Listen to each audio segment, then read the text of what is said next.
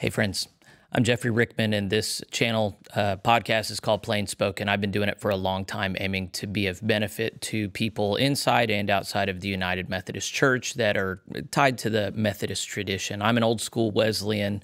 I was talking with my guest today before we hit record, and I told him I was from Boston University School of Theology, and that's not where a lot of old school Wesleyans come from.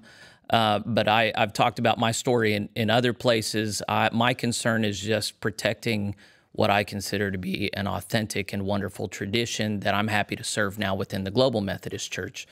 The reason I've invited the Reverend Randy Frye with me today is because he is a conservative who's within the United Methodist Church. He's serving First Broad Street United Methodist Church. I already said something wrong, I'm sure. So I don't know much about him. I know that an article was published about him in the Holston Annual Conference website.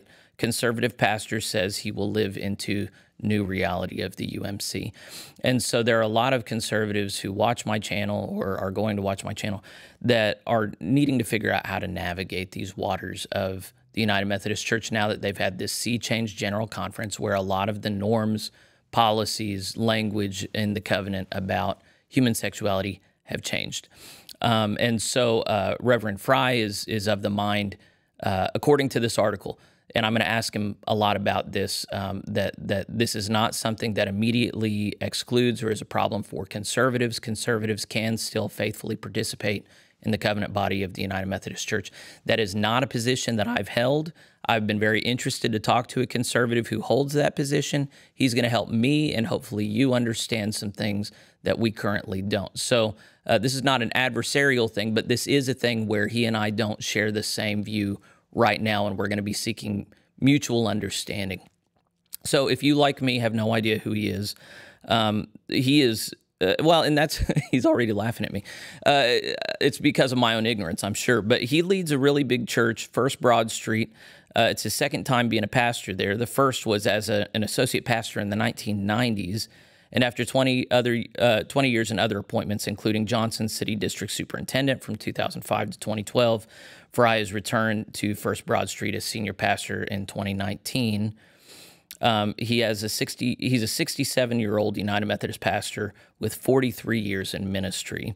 And so he's intending to stay United Methodist. I could not find his bio online, and I wasn't very professional this week in getting one for him. So we're going to turn to Reverend Frye now. Randy, thank you so much for joining us. How are you this morning? I'm doing well. I had a great weekend.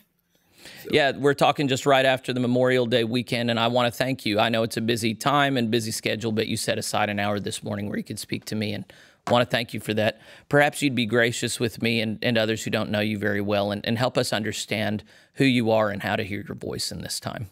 Sure. Well, I grew up in Knoxville, Tennessee. My father taught at the University of Tennessee. I attended there. I'm a big Orange fan. Following graduation, I went to Asbury Seminary and had my Master of Divinity from there. I'll tell you something real interesting. The only time in my entire ministry that I've ever had anybody show a real negative reaction to me because I was conservative was in December of 1978, after I'd finished my first seminary. And those are back in the days where we had the two-tiered ordination. And so I was preparing to be ordained that summer as a deacon. And I met with my district committee, and one of the pastors on there started asking questions like, how do they teach liberation theology at Asbury? Do they teach feminist theology? How many minority students do you have? How many minority faculty? How many women faculty?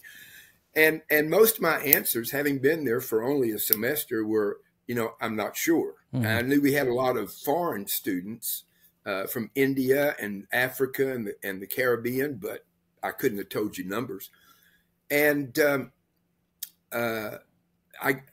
in a weak moment, I said to him, Al, I can't answer your questions, but if you're interested, I'll send you a catalog, which probably didn't go over great. Right. And he said, well, how do you feel about coming to Holston Conference as, when you graduate from Asbury? Mm-hmm. And my reply was, well, this is my home. Mm-hmm. I've never thought of going anywhere else. And then he just straight up said, I don't like Asbury graduates. Right. Yeah. And now I will say that Al, over the years, became a close friend of mine. And we served on the cabinet together. And we've talked about that conversation many, many times. But in all my ministry, that was the one time where I felt like, whoa, and perhaps not welcomed. But I've served rural churches in my first appointment. I've served as an associate pastor twice. I've served medium-sized churches. I served a county seat, large church in Pulaski, Virginia. And as you noted, I served also on the cabinet. I served one of our large churches in Knoxville for 6 years before coming back up here in 2018. Been very involved in missions and involved in the United Methodist In Mission Together partnerships with various churches around the world, and still am. We have a partnership in Zegzard, Hungary, and I'll be going there next month. Yeah, I noticed in the article you're very concerned with making new disciples and the mission of the church, and I reckon we'll come back to that here in a little bit. I thought this closing paragraph in the article written about you had a good quote. It says, I tell people, look, I've been a conservative pastor in a liberal denomination my entire ministry. I've never felt like I didn't get an appointment because of my theological stance. I never felt like I wasn't welcome because of my theological stance. And now I can live into this new reality and help my church live into it now. Or two. So that's something that I underlined several parts of this that I just wanted to pry into a little bit more.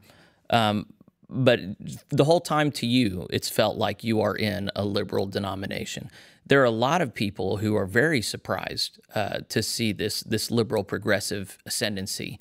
And so is it that they haven't been paying attention, or what's the deal? Because a lot of conservatives like me looked at this UMNews report from a few years ago showing that pie chart that on at least the grassroots level, the sensibilities of United Methodists were largely conservative or moderate, not liberal or left-leaning.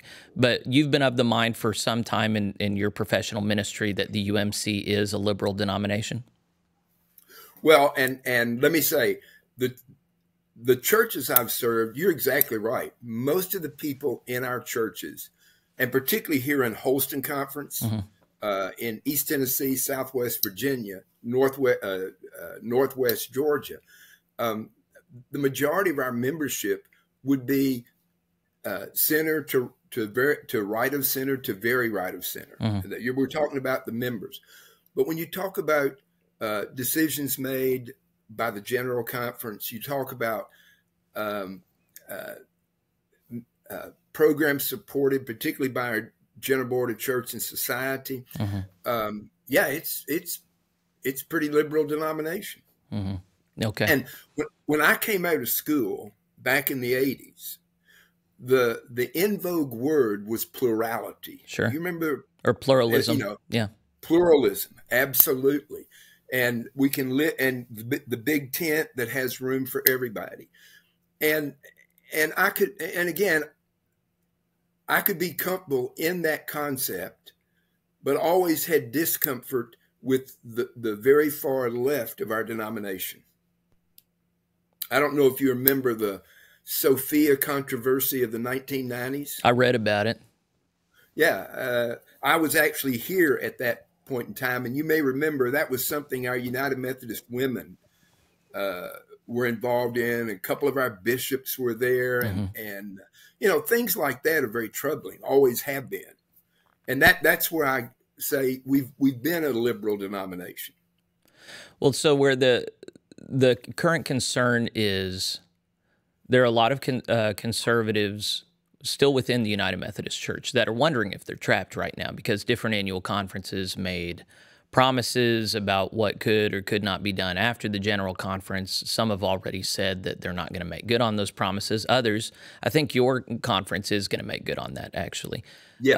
And you've, in the article, you're very clear that it's not wise to coerce and constrain Right. local churches that don't want to be in. And I think that's wonderful.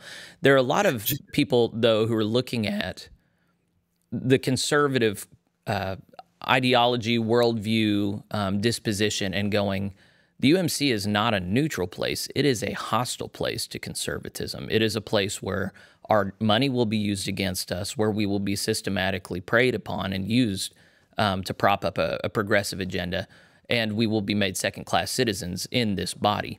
And so yours and I meant to look for the name of the other guy. He has a podcast. I want to say is Chapelwood. He's in Texas as well. Yeah. Both of you guys are claiming to be conservatives, and yet you're not feeling threatened, and you're telling other conservatives that they should similarly not give in to this hysteria and fear mongering. But there's still going to be a place for them and for you guys. So I kind of thought it'd be helpful to have you talk about what it means to you to say that you're traditionalist or conservative. What labels would you use for yourself? And then how is it that you understand that to operate practically, functionally within the United Methodist Church? Okay. And I'll be glad to. But Sure. Let me also say this.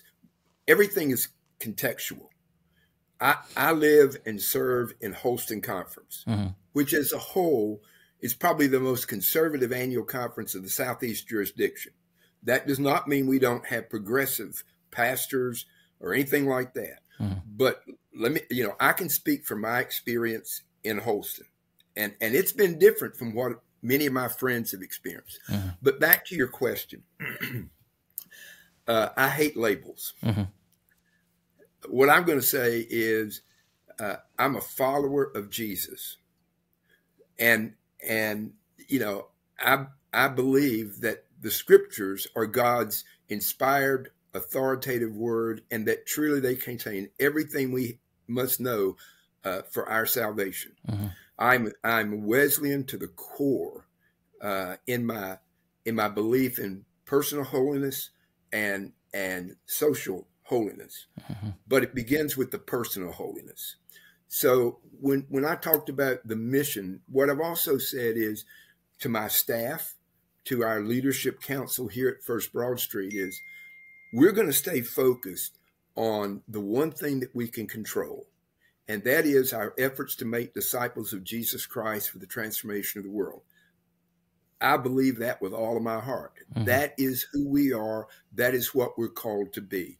So, and so if that falls into the traditional or conservative, my theological convictions are would fall in the conservative realm, Orthodox conservative Christianity. Yeah.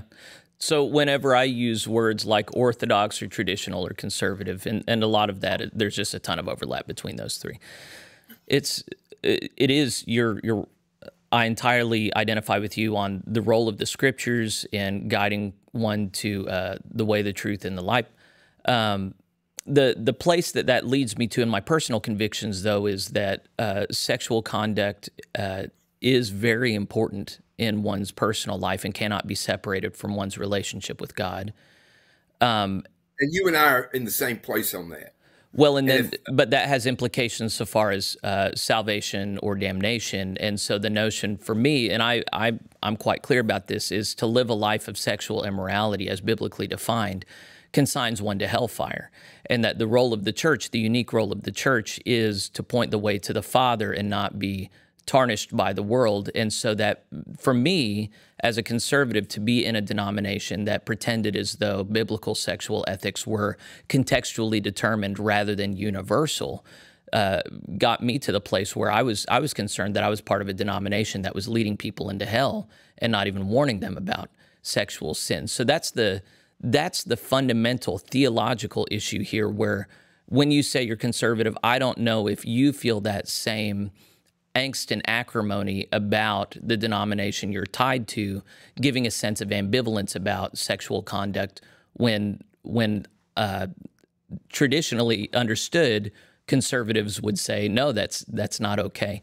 Do you, and I hear you saying you're in Holston where the sensibilities are still largely conservative, but you also understand yourself to be tied in a covenant relationship to a denomination that is liberal and has libertine tendencies sexually. So, and I'm not wanting to be adversarial. I'm wanting to help other people who are trapped in the UMC now, who are conservative, figure out how it is that they can remain faithful like you and not have their consciences seared by being in the fellowship of the UMC. Well, that's one I'm still working on. Okay. I mean, look, what happened at General Conference, when that legislation passed, I remember sitting at the table and I just dropped my head. I mean, I had no other reaction except simply to drop my head, because everything you said, yeah, I've worked this scenario many, many times. What I can say is that I can influence people where I am. And understand, I'm not a spokesperson for anything. I mean, this is my first ever podcast, okay? I've never been interviewed by my conference until this. But what I can control is what I teach, what I preach, how I help people at First Broad Street come to know Jesus and experience the fullness of God's Spirit and live a holy life. Mm-hmm. And to me, you better believe that sexual behavior is part of living a holy life. Mm-hmm. So I don't know if you saw this, and whether you like it or not, I mean, you have been lifted up as a representative of a certain constituency within the United Methodist Church, and you're not some podunk pastor off in nowhere like me. You're leading a big church, and you're an influential voice in your conference. So don't sell yourself short here. And I want people to be able to listen to you properly. Sure. One of the developments of this last week was that Paul Rasmussen of Highland Park UMC in Texas said that his church will not be performing gay weddings. And so in answer to that, Reconciling Ministries Network took a screenshot of that article that got posted about him. And then the quote was, "Until every church is a place where all God's children are affirmed, our work is not done."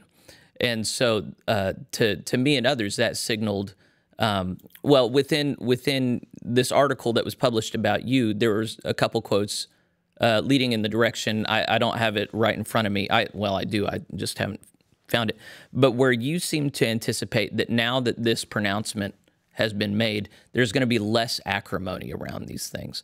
But to look at RMN and their statement, I'm thinking there's going to continue to be acrimony until people like you either give up or get out. What are you thinking? Well, I definitely, and I don't remember the context of that statement. Mm-hmm. What I will say is that, when at the General Conference, and of course it was to be expected, mm-hmm. you didn't have the acrimony that I've experienced since 2004. Right.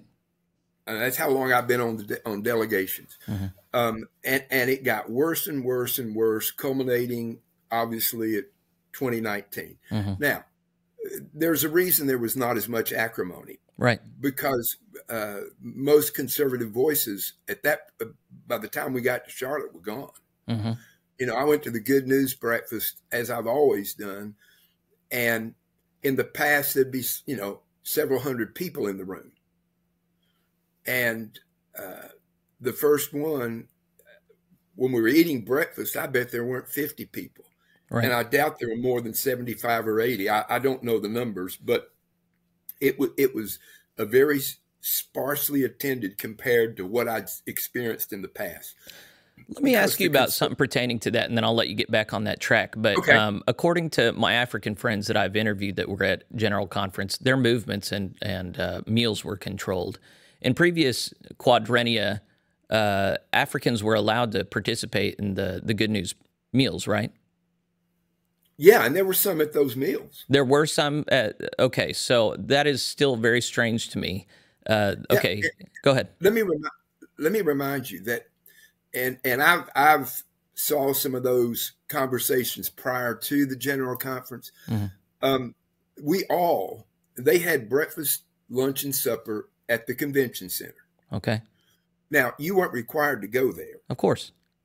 Yeah, but they offered that, and for one thing, it was a heck of a lot more convenient.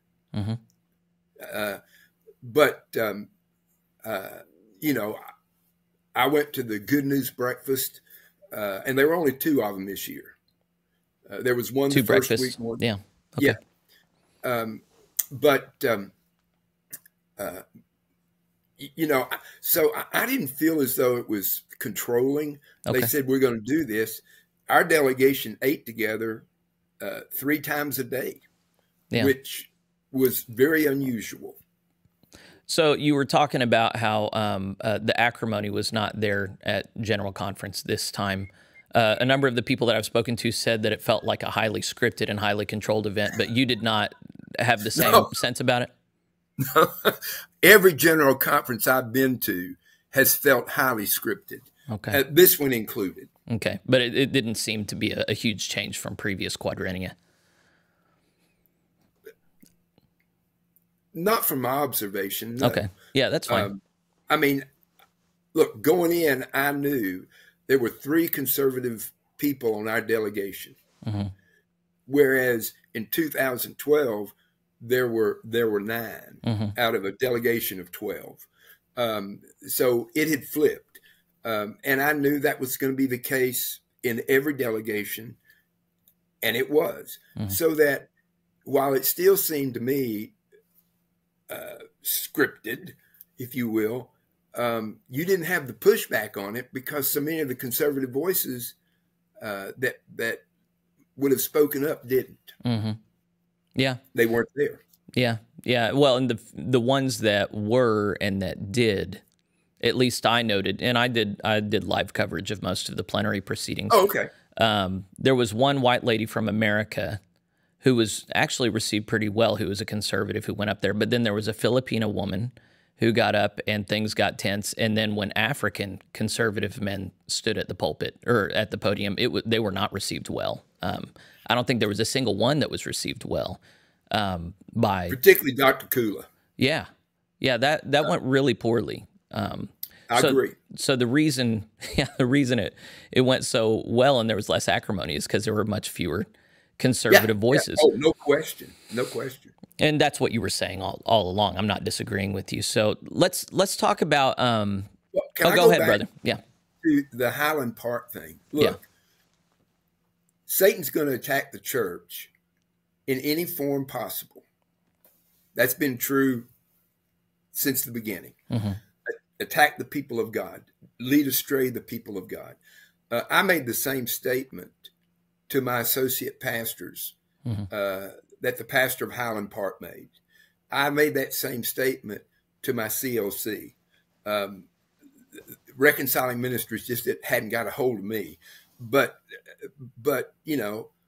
and I've told them, look, I cannot say to you, cannot perform a same-sex marriage because the General Conference gave you that, authorized you to do that. But what I can say is we're not going to have same-sex marriages inside of First Broad Street.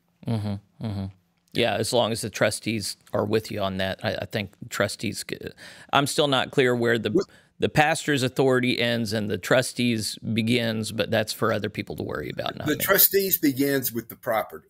Yeah. I can say no to a wedding. Oh, sure, absolutely.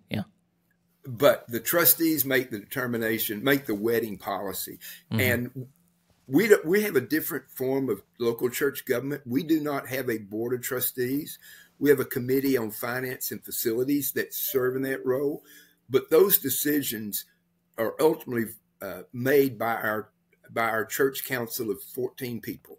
Yeah. And we met last week. So we're already having this discussion. Sure. Yeah, as every church should be. I don't know if you followed. Okay, so I believe that certain ideologies and theologies work the same way no matter where you plant them, and you probably are broadly at least aware of the history of mainline Protestantism in America and how the United Methodist Church is really the last or second to last one to fall to progressivism. What's happened now is in all of these previous bodies, they said, we're not going to force traditionalists out. We're always going to make room for them. But then this summer at the Presbyterian Church USA convention, they are promoting some petitions that will essentially force out conservatives on the issue of gay marriage. And so to my mind, well, I was just reading this quote, I think at the end of a Tom Lambrecht article, what is prescribed becomes accepted, what becomes accepted becomes promoted, and what is promoted becomes required. And so from where I'm standing on the outside, I'm looking at you and other conservatives going, oh, these poor saps still think that there's a place for them in the UMC when the UMC is going to devour them. What do you think about that? Well, Jeff, I have said this for a long time, that there will be another great divide in the United Methodist Church. And it will not be over sexual, human Sex sexuality. Stuff. Yeah. It will be over our theology, because already in our church, the far left is moving into Unitarian Universalism. Yep. We know that. And I think the left always pulls the center away from center. The center now is the new conservative. Yeah. And so we're going to get, I think there will be efforts to move us theologically further and further left until somebody stands up and says, we're not going there. And that's when the next divide is going to be. So I'm not walking around with blinders on to that reality. Okay. That's interesting to me. I don't think I've heard a single person. So most people agree with you that there's been a theological divide. I've been clear it's over Article 7 or 8 in the Articles of Religion. It's on, are we born fallen and sinful or not? And but to my mind, this was the historical event that should mark that theological division. But to your mind, this was not that moment. There's a future moment coming where that actually gets figured out. I think you're correct. Interesting. Yeah. And again, that's what fuels my ministry is I want people grounded in the Word. So here I am, the pastor of a 2,000 member church. I teach 3 Bible studies a week plus a Sunday school class. My colleagues go, why are you doing that? Well, and let's be honest, I'm not a kid anymore. I see the end, if you will, looming out here. And I have a fire in my belly about, I've always been a teacher. It's been a cornerstone of my ministry since my first 4 churches on the Cedar Springs circuit. But now even more, I'm passionate about, I want people to know and understand the Word. What does it say? What does it mean? How do you apply it to our lives? Because I want people to be able to identify theological truth and error. Right, yeah. Well, I'm 100% with you on that. The question is, for me, and I don't know if you'd be comfortable with this language, are you using the UMC in order to make authentic disciples, or is the UMC using you and your church to get money and street cred to say that they're a Christian organization even as they advance a worldly purpose? So I think I would hear you differently if you were saying, well, my church isn't paying more apportionments to this anymore. But as I understand it, our apportionments, United Methodist apportionments are now going to go to GBCS, which is internationally going to be promoting LGBTQ acceptance. Go ahead. Let me tell you what we're doing here. Okay. Because, you know, a church our size, I got people all over the board. In the aftermath of 2019, there were 3 families that said, and they all have LGBT family members, QIA, yeah, AI, whatever, children, siblings, what have you. Mm-hmm. But they said after the traditional plan was adopted, we can no longer support the United Methodist Church. So our church council approved a new item called Budget Reserve Fund. And they could designate their gift to that fund so that their monies would support the ministries of First Broad Street mm-hmm. without being counted in the figure used for our tithe apportionment. Right. Oh, without even being used in the calculation of grade? Right, because it's a designated gift. And that tithe apportionment is on your undesignated giving. Okay, so if I understand you correctly, your church has found a loophole for churches that don't want to pay apportionments. You can create a designated fund that people can give to, and that will not be figured into. So hypothetically, all conservative churches could just form a designated fund that everybody could give to, and then none of their money would be accounted in the calculation of grade. Theoretically, absolutely. Okay. And as I've been speaking to groups since the General Conference, the reason has flipped. Now I have people who don't want to support the United Methodist denomination for the very reason that you identified.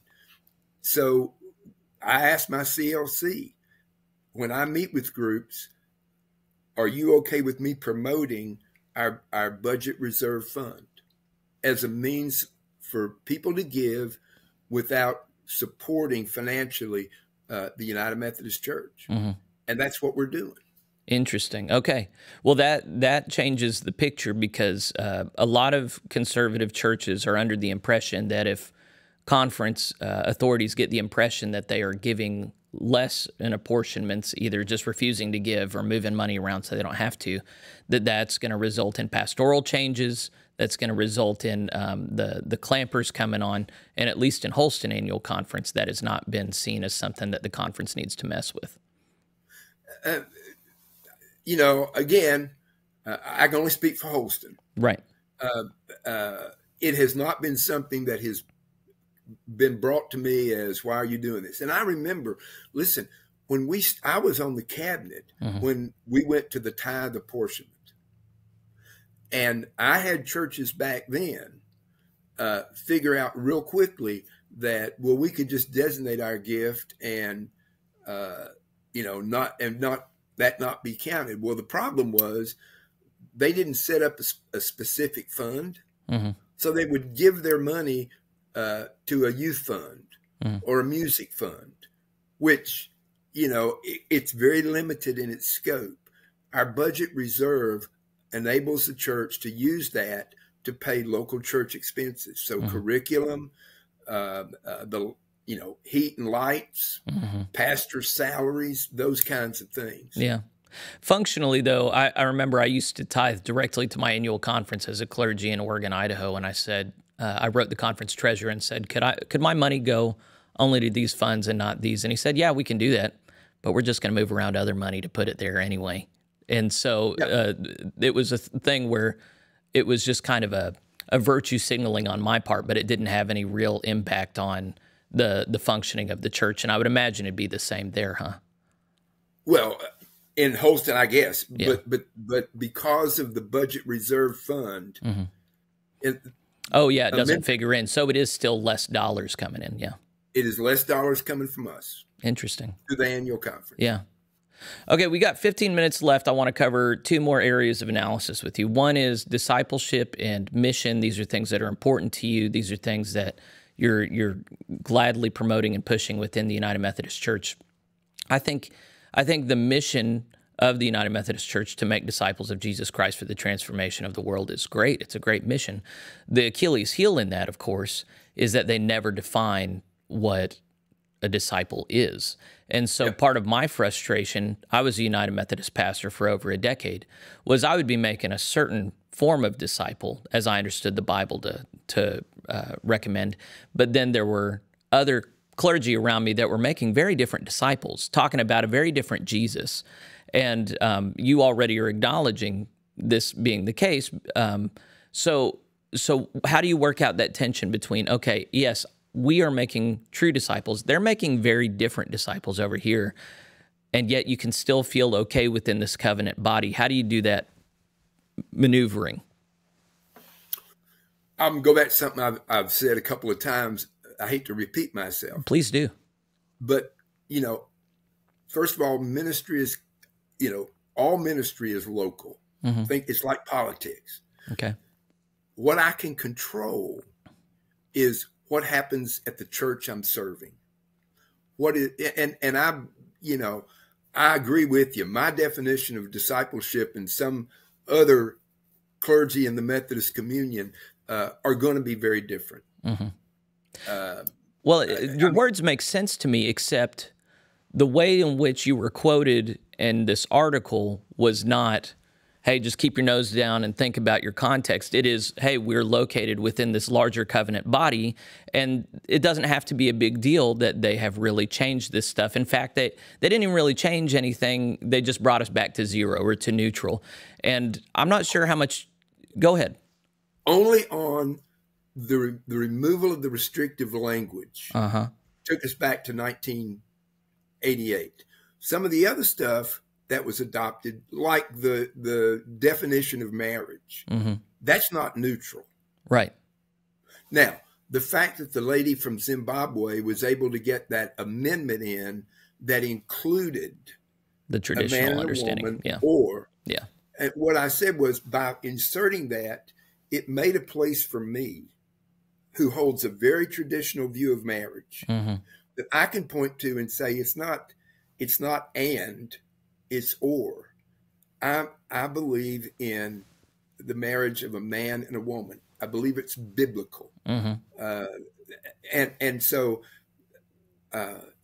on some things we didn't go to neutral, right? But on the specifically removing the restrictive language, and my argument has been, look, prior to 1972. Yeah, I said 68. Prior to 1972, those words were not in our discipline.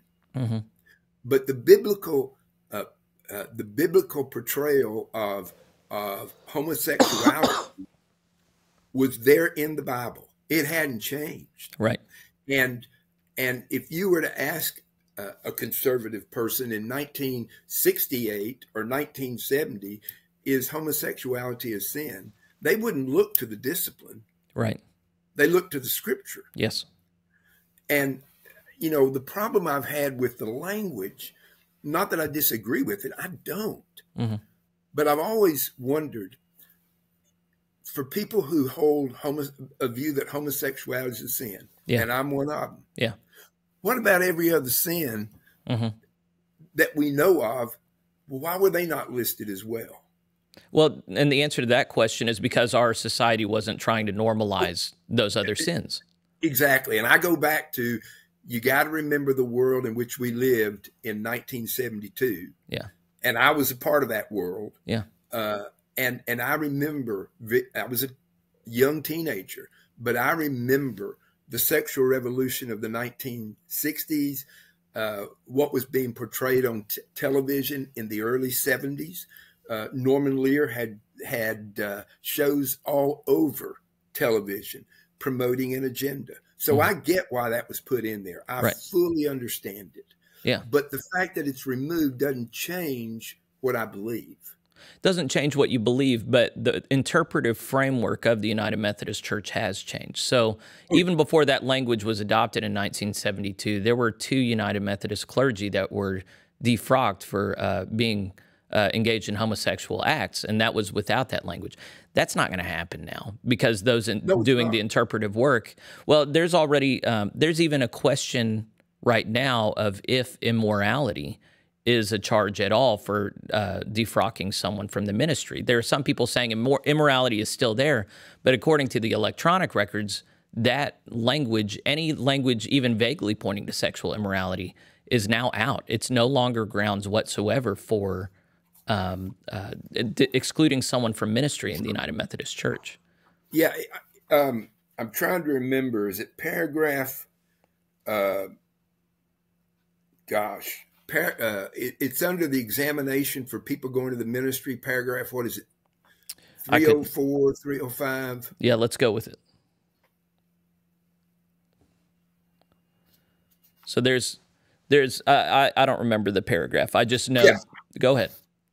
Well, it makes it very ambiguous. You know, one of my concerns is, okay, so have we given license for single clergy to be engaged in sexual relationships? Yes, you have. Yeah, and I have a problem with that. Yes, as you should. Yeah, I mean, there's no language in place now to exercise any kind of Christian sexual norms. It would be, you know, the problem is, I think, is that if in fact someone was brought up on charges, mm-hmm. and in a conference like Holston, their credentials were taken away, would there be legal grounds for them to fight back? Yeah, because we're not specific, and that's troubling. I mean, well, there's no way around that. Yeah, I mean, that's here are problems coming down the pike. It's not just that; it's that now any chaplains that have their ordination in the United Methodist Church now have no language to lean on to refuse to do gay weddings, mm-hmm. And so they can be compelled or forced out now to perform gay weddings. Also, stuff coming down the pike. I know there are a lot of bishops saying, "Hey, we're not going to send you a gay pastor," but there was specific language passed saying that you cannot take sexual orientation into account whenever you appoint a pastor. So hypothetically, when you step down, your church could be sent a gay or trans or activist pastor. Hold on just a second. Okay. I didn't turn my phone down. That's fine. You know, hypothetically, you're absolutely correct. Mm-hmm. But again, I can only speak of Holston, and I talked to a buddy of mine I was in seminary with, who's a bishop in the North Central jurisdiction. He week before last, and you know, we were talking about the fact that he has a overall conservative conference, mm-hmm. but he's got a lot of pastors in that conference who are anything but conservative, mm-hmm. and you know, he has said to me what my bishop has said is the cabinet is not going to intentionally put a person in a place that's not ready to receive. That whole open itineracy. When I was at DS, I was very upfront about asking churches, will you accept a cross-cultural, cross-racial pastor? Would you accept a woman clergy? Mm-hmm. Now, I don't know if I was allowed to do that or not, but I did. Because for two reasons. Number one is I cared about my churches. Mm-hmm. But number two, I cared about the people who were going to be appointed there. Right. Particularly, I'm thinking at this point of women clergy. Mm-hmm. I'm not going to put them in a place where they're going to get beat up over something they have no control over. Mm-hmm. So, you know, our bishop has said that can be part of the conversation. Mm-hmm. In fact, the pastor of the third largest church in our conference had a town hall meeting a week ago, last Monday, and they had a survey in which they asked the question: would you receive a gay or lesbian clergy? Mm-hmm. And the second question is, should we allow same-sex marriages at this church? Now, it's probably, that church is more, it's to the left of center. Again, labels I hate, but if you were comparing First Broad Street with that church, it would be left of us. It would be considered more progressive. Mm-hmm. But he had a mixture of responses to that. So what my bishop has said is that, yes, staff parish committees can say, we are not prepared to receive a gay clergy person. Mm-hmm. And they will honor that even though they shouldn't. Pardon? They will honor that even though, according to the new language, they shouldn't. I think, well, that's certainly our current bishop's stance. And part of the reality is that only parts of the Book of Discipline are, there are very few bishops that exercise all of the Book of Discipline. So a lot of this is going to be regionally different. And that's real. And Jeff, the other thing is, I'm asked this question all the time. You alluded to it. What happens when I leave? Everybody knows where I am. Mm-hmm. What happens when I leave? Well, I have no control over that. Right. I don't think the people our bishop would be considering are going to be way out there. Your current bishop, but bishops also change. Well, that's the next question. What about when Bishop Wallace Padgett retires? Yeah. We already have 2 gay United Methodist bishops that are bishops over the entire denomination, including Africa and the Philippines. Yep. So how realistic is it to expect that there are going to continue to be bishops that are friendly to the traditionalist worldview? And then, I can anticipate your response. That's outside of my control. Well, no, my response was going to be, I'm sure that in the Southeast, mm-hmm. as well as every other part of the country, there were no traditional leaning bishops elected right in the last election. Yeah, that's true. Yeah. That is the trend. Mm-hmm. And eventually, and again, I go back to what I said, eventually, I think that's going to move the church to a point theologically where people are going, we're out. We can't do this. Well, I think you're right. Well, it's been going on for decades. There's been and then there's just now been a huge split, but you're thinking there's going to be another split down the road. But the thing that's really changed now is there is no way out. They've outlawed every disaffiliation provision in the Book of Discipline. Now, our conference is making a way out. Is that a temporary thing or a permanent thing? Well, it hadn't been rolled out yet. I've heard both. Okay. But I know that I got an email from the conference trustees. They met last week, mm-hmm. and they are working to finalize a plan. Yeah. I'm presuming it's going to be paragraph 2549, but they're going to use from what one member told me, it's going to be exact same requirements as under 2553, and we had no additional requirements in Holston Conference. And I know some conferences did. Well, and some conferences refused to even observe that. Yeah. I know. But what I've heard is, okay, the current trustees and the ones who will be elected at annual conference in 2 weeks, mm-hmm. They've met twice. They're putting this plan together. The new board of trustees after annual conference will be the one that gives final approval, but then it's going to go to the Judicial Council for review. Yeah. And I asked one of the members, okay, the delay on this is going to frustrate people. Mm-hmm. And his comment was, we understand that, but the worst frustration would be for us to roll out something and 2 months down the road, the Judicial Council rules that we're in violation at this point or this point, and we have to come back and resubmit. And you've already got people who've started, and we're calling it disassociation. Okay. But you've got churches that have already started it. So how right would I be to interpret your article not as a statement to all the conservatives in the United Methodist Church that, hey, there's space for us, but instead, hey, if you're a conservative in Holston Annual Conference, everything is looking okay for you? That would be, I was speaking to our conference newspaper, okay. And also I spoke at the bishop had a clergy gathering mm-hmm. The week after General Conference down in Knoxville, and I was asked to speak and said essentially the same thing as I'd said in the interview, mm-hmm. but the context was I'm speaking to Holston Conference. Okay.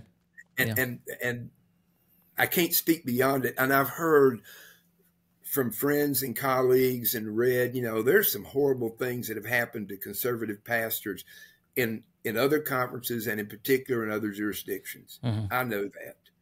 And I feel very fortunate that Holston is just different.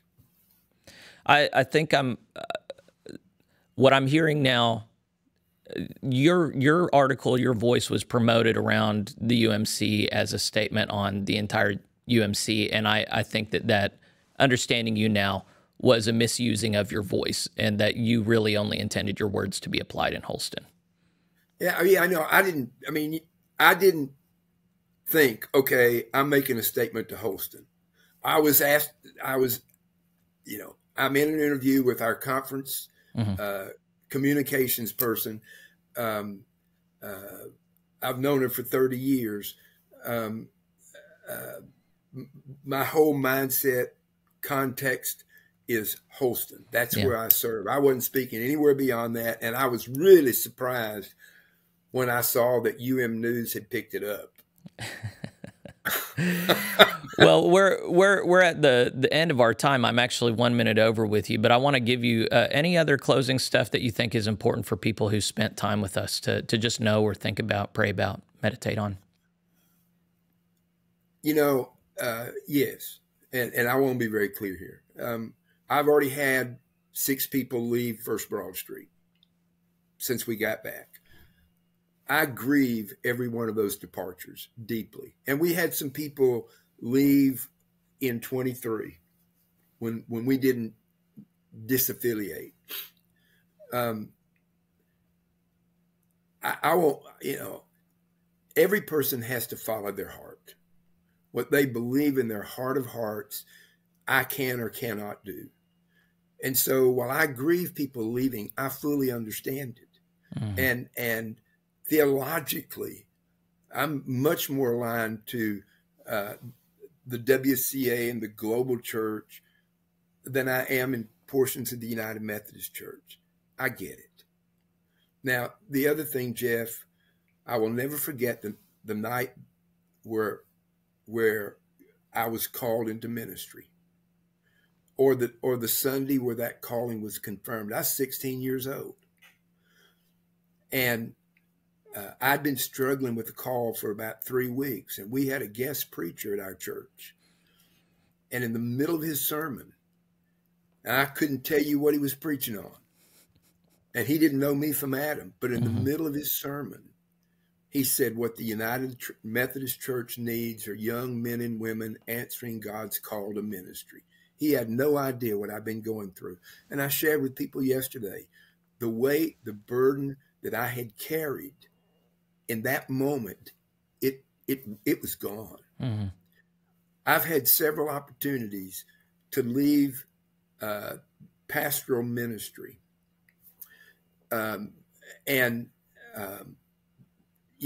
It's always come back to that calling. And,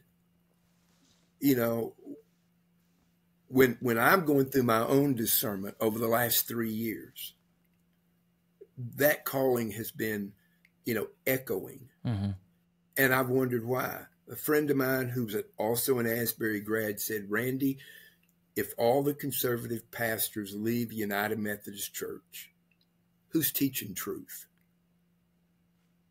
And then again, my voice probably can get heard in somewhere in the far western jurisdiction or anywhere else, except the church where I serve. And with until my last breath, I'm going to preach and teach truth. And if somebody feels like I love you, but I've got to leave, I'm going to hug them and weep and help them find a place where they feel like this is where I can be at home in church. Well, it's clear you have a wonderful pastoral heart, and I feel a kinship with you as you talk through these things theologically. And we don't.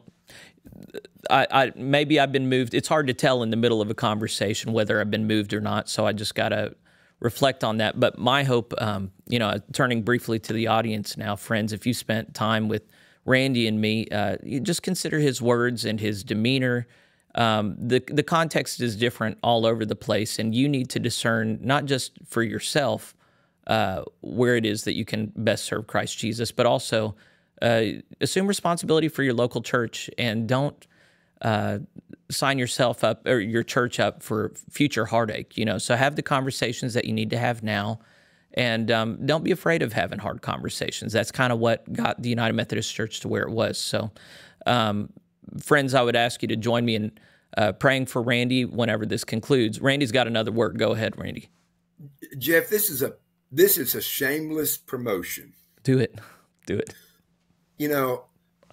If there's somebody out there and they want to experience worship that is truly uplifting and hear the word rightly divided, and I say that with all humility, but if they're struggling, they don't have a place they feel like I fit, I would love for them to join us at First Broad Street via our Facebook live stream.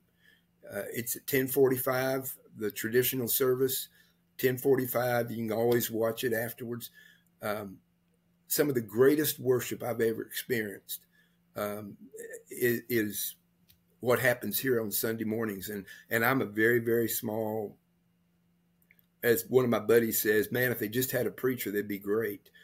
But our music and just the whole experience of worship, I think that will hopefully meet a need in somebody's life. It's always a wonderful thing to hear a pastor who actually enjoys his church. So, well, all right, friends, thank you so much for joining us. I hope this is a benefit to you and your church. And thanks for all the support and love for PlainSpoken. I love what I get to do here, so I appreciate those of you who subscribe and who give to this effort. And I look forward to giving you more decent material in the years to come. So God bless you, and we'll say goodbye now. Thank you so much, Randy. Thank you, Jeff. I've enjoyed our time together. Yes, sir.